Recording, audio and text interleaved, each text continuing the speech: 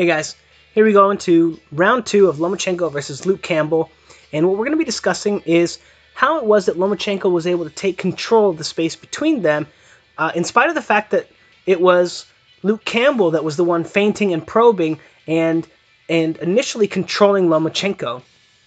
So first thing, round 2 starts off basically the same. We see him using his lead hand to feint and probe and ask Lomachenko, hey, what do you think about this? Right? He's asking him a question, and Lomachenko has to respond, or he has to eat the punch in the face, right?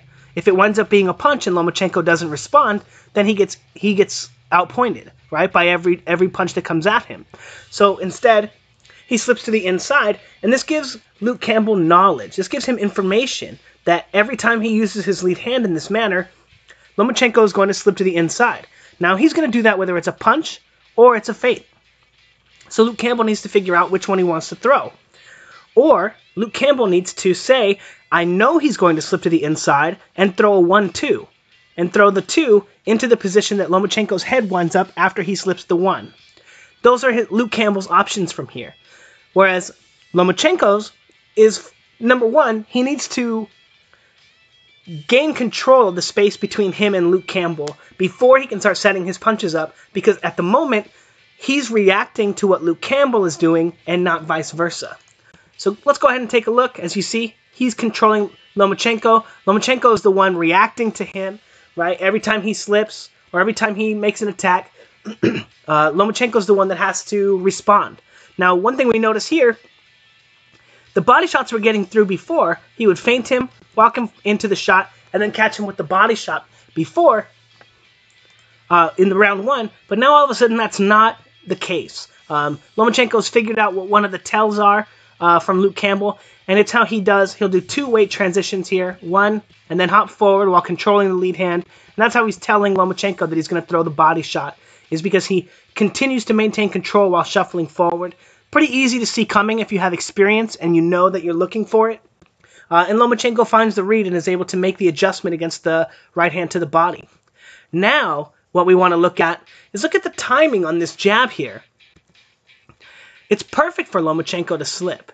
He's just waiting for it right here. He knows that it's coming. It's perfectly timed, and he's able to get out of the way of it.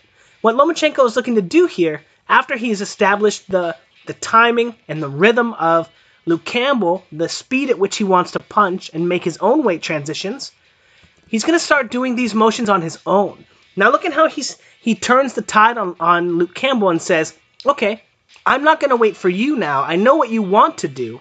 And he starts slipping to the inside on his own. Even though Luke Campbell's never punched at him, he's only used it as a probe, he starts slipping to the inside, and now he's making Luke Campbell be the one that's reactionary. He's taken control of the space between them by making Luke Campbell react to what he's doing now, instead of the other way around. And notice, without any control of the space between them, Luke Campbell's not able to set his right hand up there, or his left hand right there. And again, Lomachenko wants to maintain control. He wants to use those same motions that Luke Campbell is already using and threaten Luke Campbell with them to make it so that the way that he chooses to control the space between him and his opponent is less effective. Now, the theory behind that is if that's the way that your opponent likes to control the space, that's the way that they understand how to do it, and you're able to take that away, then they won't have another way of doing it. Right? That's a very, very, very powerful tool. So although Lomachenko might be able to play the lead hand dominance game, he might be able to, do all kinds of things, right, to control Luke Campbell, right? Maybe fight on the inside or turn him more. The fact that he's able to already start to take control of the space between them, in spite of Luke Campbell's efforts, means that he's going to have a very easy time in the rest of the fight. Now here we have, again, Lomachenko coming in, slipping, and then slipping this way and forcing Luke Campbell to make a reaction, right? And then coming in, just kind of starting to set up his offense. These are the first steps for Lomachenko to set up his offense, is find out where the openings are, right? Slip to the outside, slip to the inside, and now if because Luke Campbell's head is in the same spot, it's on the left side of Lomachenko's, this puts him in a position to throw his right hand if he wants to cross his head back over and throw a power shot. But he doesn't. He's just looking for the openings. But again, look at Lomachenko slipping to the inside now without a reaction from Luke Campbell, beginning to take control of the space between them so he can start setting up his shots and see what positions that he puts himself in that Luke Campbell finds himself in a disadvantageous position to defend himself from. Again, testing the waters and trying to see, how he's going to react. Now, this is a very interesting clip too, because this is Lomachenko finding a new timing for him to attack, right? So he's already established a way to stop Luke Campbell's lead hand from being as effective by just feinting and bobbing and weaving around it to make Luke Campbell less confident in its ability to control the space. But he's going to essentially find a timing in which he's following Luke Campbell back on his jab. Now, what I mean by that, if you watch Luke Campbell, watch him on his front foot. When he steps on his front foot, he's going to use his jab here, right? Front foot. And then, let me get it 2 frames back. But watch him on his front foot, jab, right? Front foot, jab. Front foot, jab. Front foot, jab. And then when he doesn't do it here, right, it's still the same. It's the same timing where he would be on the front foot, the jab would come, and this is the timing Lomachenko would be following it back. And that's what Lomachenko is figuring out here. Again, pressuring Luke Campbell, putting pressure on him, threatening him, right? Step, and then he slips the shot, and then as the shot comes back, he's going to follow him back and start jabbing at him and attacking him to the body. Again, he's going to do the same thing here. The same timing.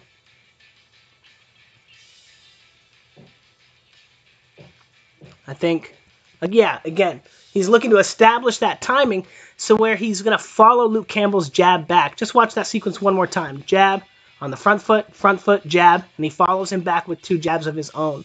And he's noticing that the fact that Luke Campbell, in spite of the fact that he's using the lead hand, when he asks that question of Lomachenko, when Lomachenko gives him the answer, he doesn't do anything with the information, right? And what do I mean by that?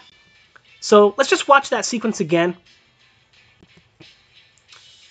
Right? He's probing with the right hand. What opens up when he probes with the right hand, or the left hand, right? Maybe a right hook to the body, right? Because his hands are both up like this, right? When he probes like this with the lead hand, what opens up? He walks him straight into the straight left, right? But he doesn't throw the straight left, right? He slips to the outside. All these different positions that he's telling Lomachenko to get into, he's saying, hey, Lomachenko, I want you to slip this way. Hey, Lomachenko, I want you to slip that way. But when he does do what Lomachenko has been telling him he's going to do, Luke Campbell doesn't do anything with the information. And that's what tells Lomachenko that it's safe for him to follow those punches back, because Luke Campbell isn't setting anything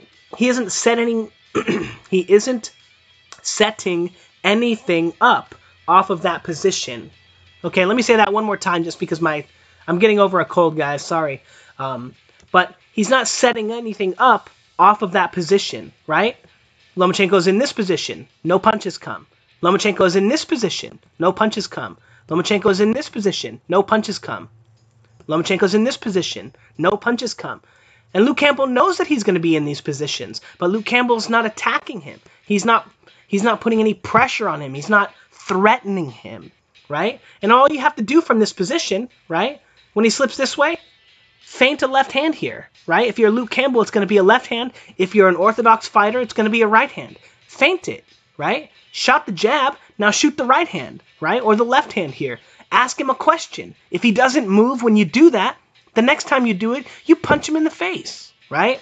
Anyway, not to be hard on Luke Campbell, but this is the reason why Lomachenko was able to pull so far ahead of Luke Campbell, is in spite of the fact that he's doing the first layer very well and controlling the space between you and your opponent and setting up your offense. That's the first layer. You have to know how to get control of the space between you and your opponent. You have to know what positions your opponent's going to be in that you want to attack and you want to threaten, and which positions you're vulnerable, which punches you're vulnerable to when you're in which positions. Now again, starts following him back because Luke Campbell isn't doing anything with the information, and he's looking to pressure him, and again, put pressure and threaten him, right? You want to threaten him with an attack here to make it more advantageous to get him out of position for a different attack. And again, following him back because Luke Campbell's not doing anything with the information. And again, when he doesn't do anything with the information, right here, this is Lomachenko catching Luke Campbell with the pull counter, but he's going pull counter to the body, right? Slip the jab to the outside, and then come back with the body shot, right? That's the same thing, the Mayweather pull counter. It's the exact same thing, right? But he's doing it from the southpaw position and going to the body instead. And let's see if Lomachenko gives away any secrets when he does it. Boom. Nah, not really. So notice when he's slipping, he's taking a step at the same time. And when he takes that step, he steps with his heel, right? And then transfers his weight from his back foot into his front foot through the heel to shoot the shot.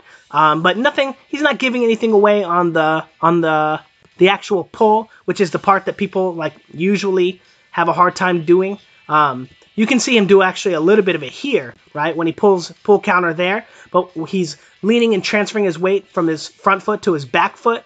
And you kind of want to turn your feet and your hip over when you do that. It'll make it a lot easier. But again, following him back because he knows that Luke Campbell, in spite of the fact that Luke Campbell is threatening his initial position, the position that he starts the fight out in, right? Hands up, standing in a neutral position. Luke Campbell threatens that position.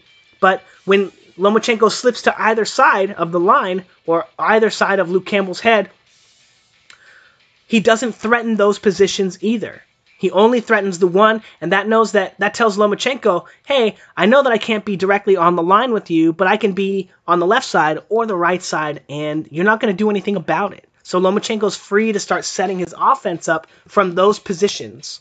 As you can see, setting his off of these positions, right, boom, slip, and then transferring his weight from the back foot, right, neutral position, front foot, back foot, and then shooting in, right, from that position, slipping. He could throw an overhand left right there, but I think the reason that he wasn't doing that is because this one hit Campbell high on the head, and Campbell's tucking his chin right here. I don't think he wants to hurt his hand, so I don't think he's throwing it, but he has the opportunity. But again, firing from the back leg, right, and coming in from the jab. And then again, coming from the back leg again, right, firing from that position. So Lomachenko, finding that if he fights off the back foot against Luke Campbell, he can press forward in spite of the fact that he's fighting off the back foot. You know, brilliant boxing. And again, just another one of the reasons why Lomachenko is just going to be so much farther ahead, in spite of the fact that you can easily begin to emulate what Lomachenko is doing, but it takes a lot of experience to understand all of the different positions that Lomachenko is going through during the course of the fight. And because so many fighters have spent so much time fighting straight up and down in front of the heavy bag, just 1, 2, 1, 2, 1, 2. They don't transfer their weight. They're not slipping and rolling and ducking and, you know, moving around. They never find themselves in those initial, these I don't want to say initial, I want to say ancillary, but these other positions that are absolutely 100% mandatory that you learn how to fight in. But anyway, don't forget to like, comment, and subscribe. Don't forget to check out FoutsBoxing.com. I know I haven't done an article in like a week, but I'm working on it, guys. I'm just busy, man. But also, I have some really exciting stuff. I'll be actually making some videos in the future. I know I told you guys some training videos. I didn't realize it was going to be so long. But they're coming, and I'll have some videos talking about positions and positional theory. It's going to be a really, really cool series. But yeah, don't forget to like, comment, and subscribe. Check out Fouts Boxing. And if you guys appreciate what I'm doing, donate to the Patreon. And yeah, thanks, guys.